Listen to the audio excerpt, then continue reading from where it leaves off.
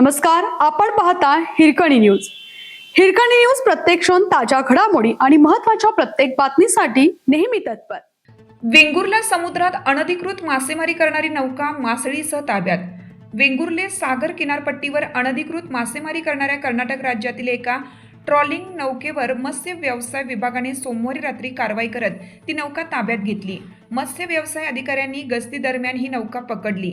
या नौकेसह त्यातील मासळी जप्त करून वेंगुर्ला बंदरात आणण्यात आली. मत्स्य व्यवसाय विभागाचे अंमलबजावणी अधिकारी गणेश टेमकर आणि सहाय्यक मत्स्य विभाग विकास अधिकारी हे सोमवारी रात्री समुद्रात नियमित गस्त घालत होते. यावेळी कर्नाटक राज्याचा सागरी मासेमारी परवाना असलेली पर्णिका 3 या नावाची नौका वेंगुर्ला समुद्र किनाऱ्यासमोर विनापरवाना मासेमारी करताना आढळली. ही नौका श्रीमती प्रमुक्ता सुनील करकेरा, राहणार किडीयूर, जिल्हा उडुपी यांच्या मालकीची आहे. या नौकेवर तांडेलसह अन्य 6 खलाशी होते. ही कारवाई महाराष्ट्र सागरी मासेमारी नियमन अधिनियम 1981 व सुधारणा अधिनियम 2021 अंतर्गत करण्यात आली आहे.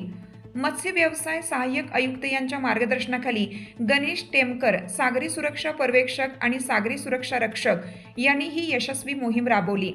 जप्त केलेल्या नौकेवरील मासळीचा लिलाव करण्याची प्रक्रिया प्रशासनाकडून सुरू होती.